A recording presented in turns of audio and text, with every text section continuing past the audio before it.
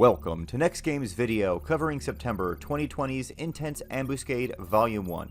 In this video, I'll go over the key item acquisition. I'll also go over the battle strategy for this month's Ambuscade, which is the most challenging in memory. And then the final one is to actually show you a battle example of me beating this on the normal difficulty with Ninja and the Red Mage subjob.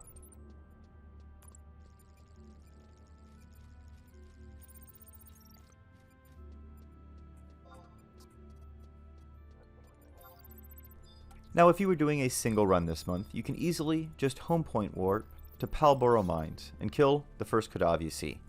However, if you're doing more than one run a day, you need to get an experience yielding Quadav. For that, I suggest you go to Pashal Marshlands in the past. You can either recall there, use the book warp there, or use the home point warp to get to your past home nation, and then use the NPC to get there like you're seeing here. Now, while we finish getting this key item from the single Quadav we have to kill, I just wanted to bring something up before I get into the battle strategy, and that is subjob matters. I fought with this ambuscade yesterday for hours on end, trying to do multiple strategies with my usual Ninja Warrior job, or even Ninja Dancer, with no success whatsoever, even on the easy difficulty. I had known for many hours yesterday that the key to this entire fight was silencing the Black Mage that you'll see and not killing him. However, I figured I'm on Ninja, I have no way to silence him, I might as well find another way through this. Well, after fighting with it all day yesterday, I figured, hey, we might as well try the Red Mage subjob. Yes, I know these mobs are 80 levels ahead of that level 49 Red Mage, but maybe I'll be able to land silence. To my surprise, in 3 back-to-back runs, I was not resisted a single time. And this is the strategy I'll present today. This fight has an abundance of mechanics, so I'll go through them one by one in the order you will experience them in the fight. The fight starts off against a single Bozetto High Vicar on the battlefield. As soon as he is engaged, he will use Imperfect Shell Defense and summon 2 adds, a Bozetto Berserker, who's a warrior, and a Bozetto Devout, a paladin.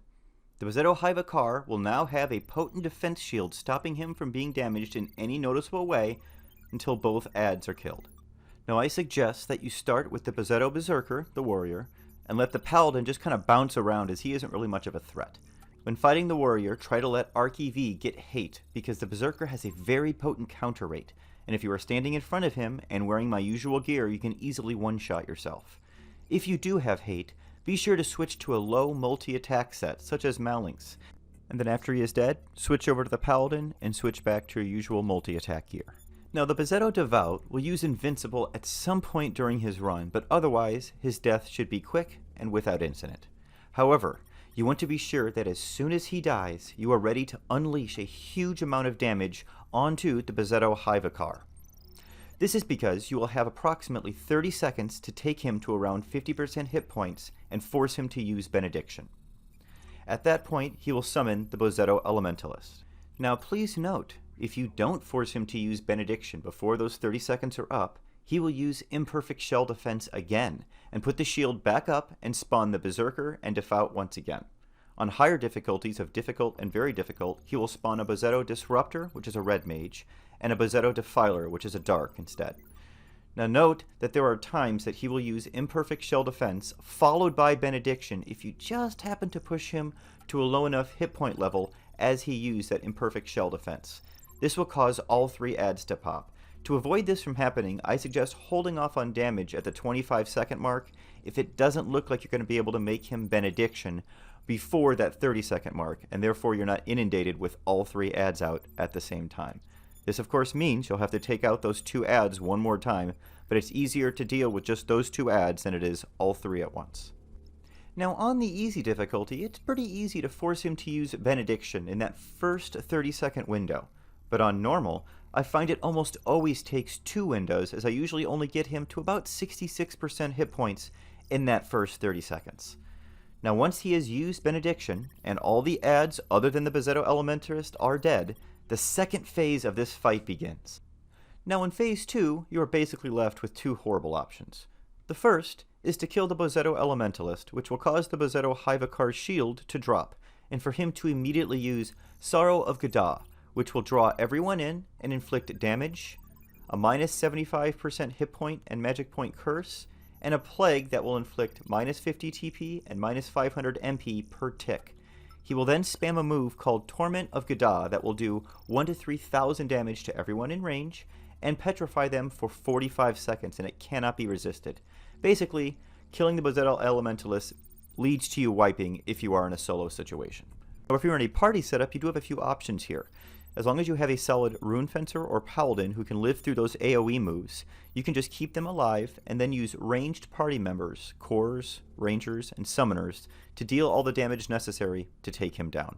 So that is an option if you are trying this on difficult and very difficult with a 6-member party.